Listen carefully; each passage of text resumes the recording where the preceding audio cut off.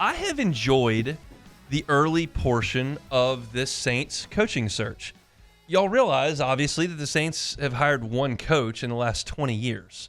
So we don't do this a lot, and I can't claim to be like really locked in when the Vikings or the Chargers or the Commanders are hiring a coach. Like I tell me when it's announced, that's fine. I'm not really paying that close attention, but I am paying very close attention, obviously, to this one here in New Orleans because we're covering it here. And Ross is doing a phenomenal job at LouisianaSports.net. You're kind of staying, and it's as public as it's ever been with a lot of the teams around the league publicizing their interviews after they're completed. They'll tweet out, "We just interviewed this guy," so you get a sense for like really where teams are kind of looking. And I think it's important that we evaluate the other searches in the league as the Saints progress in theirs. And you're reading tea leaves here. We don't know anything because there's only been one coach hired, and that's Mike Vrabel with New England. But the tea leaves are starting to suggest, the reports are starting to suggest, that Aaron Glenn may be leaning towards the Jets.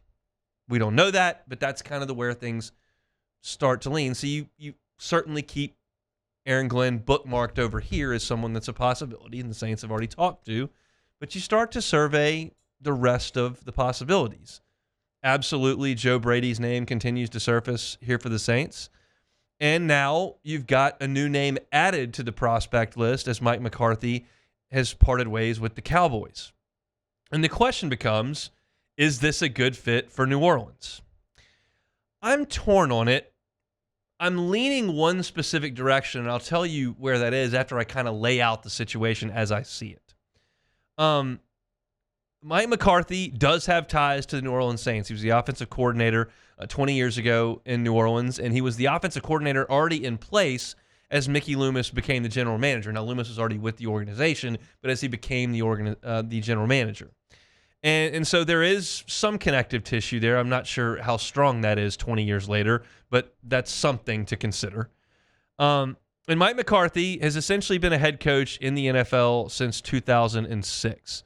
That's when he took over at Green Bay, and he rode through Aaron Rodgers' prime there. They won that Super Bowl back in the 2010 season, and they were a perennial playoff team. They made the playoffs every year from 2009 to 2016, oftentimes doing so as division champions. They won the NFC North in 11, 12, 13, 14, and 16, finished second, and won the wild card in 15.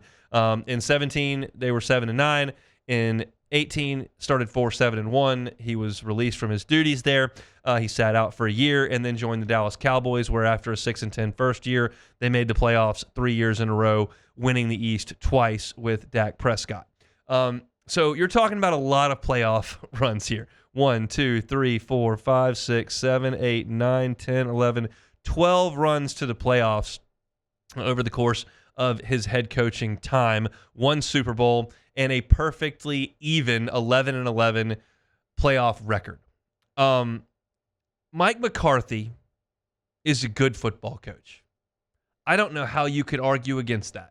I guess you could try to suggest that he had a top 10 talent all-time at quarterback in Green Bay and rode him on the backs of a division that had the Bears and the bad Lions and the Vikings in it, and just kind of got in and then got beat by whoever it was at that point in the playoffs.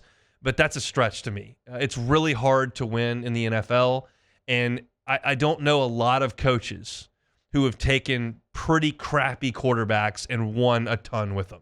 All the great coaches that you can point to over the last 20 years, 30 years, 40 years, the great coaches have had really good quarterbacks. It's just part of the deal. And no matter who the Saints hire, if they don't get quarterback figured out, the Saints aren't going to be that good. Like, you can Ryan Tannehill it, and the Titans won a few games for a couple of years with Tannehill there. But more often than not, the teams that are really good, and therefore the coaches that are considered to be really good, are guys with great quarterbacks. Mike Tomlin's record in the playoffs is a lot better with Ben Roethlisberger than it is with everybody else he's taken up there now. That's just the way it is. Sean Payton was better in the playoffs with Drew Brees than he's going to be with Bo Nix right now. And Andy Reid's really good in the playoffs with Patrick Mahomes, and he had a really good run in the playoffs with Donovan McNabb. And the list goes on and on and on and on. So what I'm trying to say is I'm not here to take away from Mike McCarthy because he had Aaron Rodgers. And I think going 12-5, 3 straight years with Dak Prescott is impressive stuff. Yeah, Washington was a mess. Yeah, the Giants are usually a mess. Philly's been pretty good. And he's been one of the best teams in the NFC, the lesser conference, up until this year when Dak got hurt. So I think he's a good coach, and I think that it would be a good hire if New Orleans hired Mike McCarthy. Is it as exciting as Ben Johnson might be? No. Are there a lot of people in South Louisiana with such fond memories of Joe Brady that look at what he's doing right now, by the way, with Josh Allen, and think that's the next new guy? That's the guy that's got the goods. It's not as exciting. No, it's not. He's 61 years old. He's got some warts because he's been doing this a long time. And those coaches that have never had the opportunity don't have any of those. They're just the hotshot coordinator who've never run an organization. But with Mike McCarthy, you're going to get a guy who knows how to put people in place, who knows how to manage an organization and win a lot of games. And maybe you could suggest that his record's bad in the playoffs because his teams aren't good enough to compete with the elites.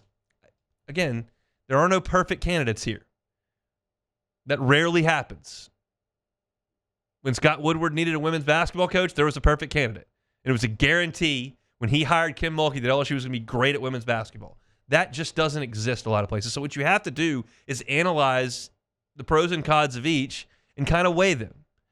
And as I started looking deeper into Mike McCarthy, whose teams are always in the top 10 in passing, rarely in the top 10 in rushing, but usually win a lot and are quarterback dependent, I think there's a chance there. Now, I'm not huge on Derek Carr, and I don't think Spencer Rattler and Jake Haener are the answer. And now you start to talk about a guy that's 61 years old that's going to have to get a quarterback the next offseason and potentially develop him. But I think you've got time, and I think that he's a guy who's shown he can get really good quarterback play. So Ross Jackson's got a piece up at LouisianaSports.net right now that calls Mike McCarthy the top target. He says that because he thinks Aaron Glenn is leaning towards the Jets. I think that's good. I think there's a chance that Mike McCarthy could do some good things in New Orleans if given a little bit of a leash. Not the sexiest hire in the world, but I think it would be a good hire for New Orleans as they move forward. That's kind of where I am on it. I'll be honest. When I started, I was kind of negative, and then I started to really consider everything and go, you can try to take the really super high ceiling, or you can take the high floor. And McCarthy has got a really high floor. I think there's realistic reasons to believe that would be a good direction for the Saints to go.